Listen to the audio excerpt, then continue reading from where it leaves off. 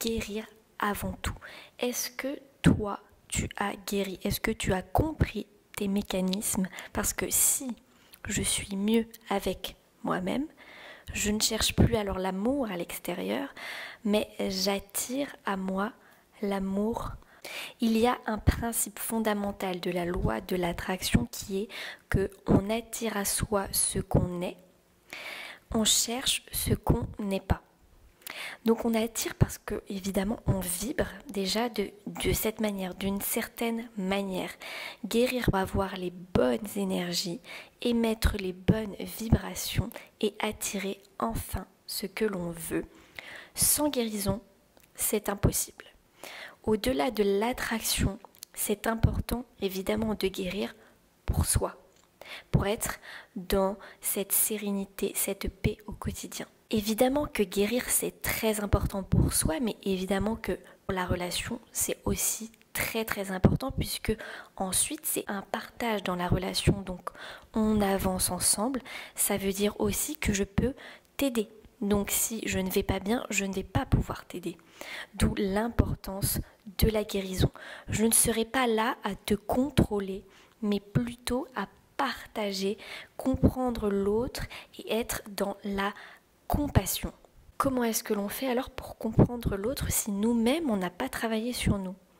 Si soi-même déjà on ne comprend pas son propre mécanisme, son propre système de croyance, ses traumas, son passé, si on ne comprend pas notre essence ultime, comment on fait pour comprendre l'autre? Très important, le résultat c'est la peur.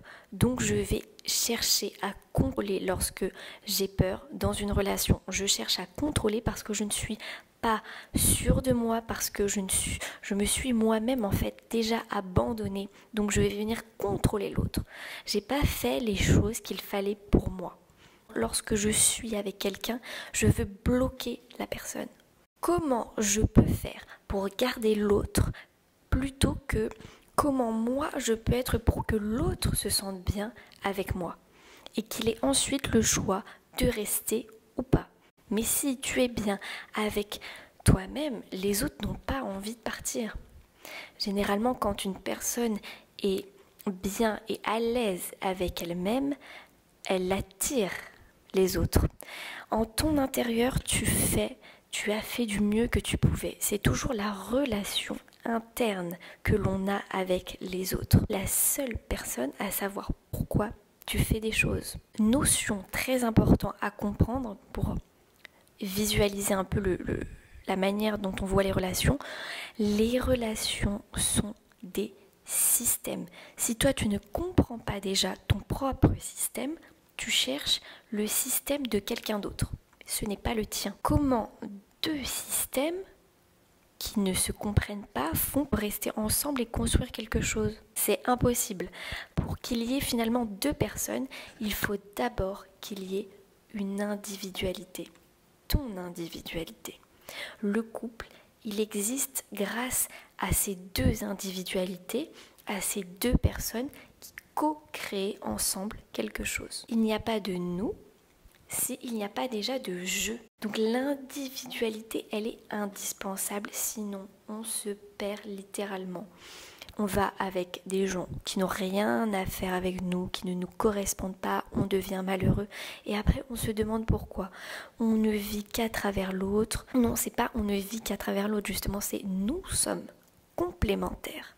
Nous ne sommes pas dépendants, mais interdépendants. Je pense qu'il y a aussi cette partie d'accepter le passé de l'autre. C'est très important lorsque l'on décide de se mettre en couple avec quelqu'un parce que ça peut profondément venir, parfois ou pas, venir altérer le couple, puisque le couple c'est quelque chose d'assez particulier. Donc lorsque l'on se met en couple, on accepte le passé de l'autre.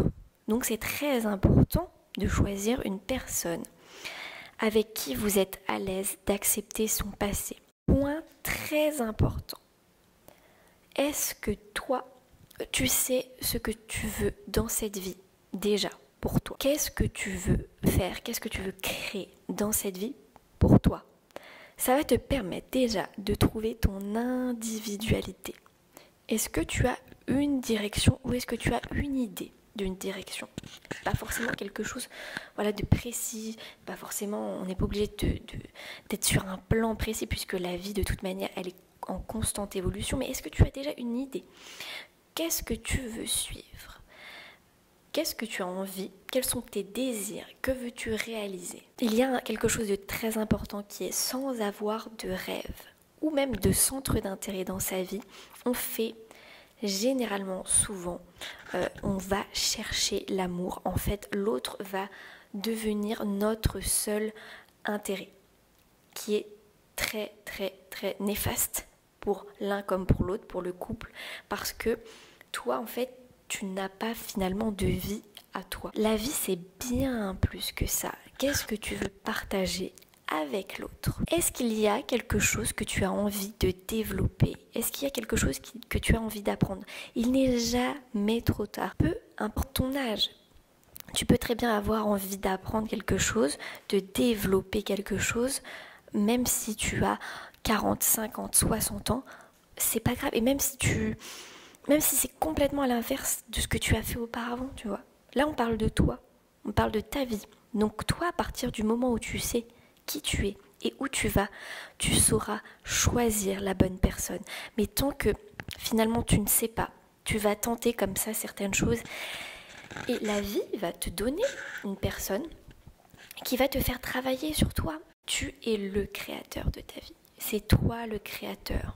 Donc, par exemple, je sais où je vais. Donc, si je sais où je vais, je choisis en fonction de là où je vais. La personne qui sera peut-être capable de m'épauler dans mes désirs, qui sera capable d'avoir de la compassion. Est-ce que tu peux être déjà heureux tout seul?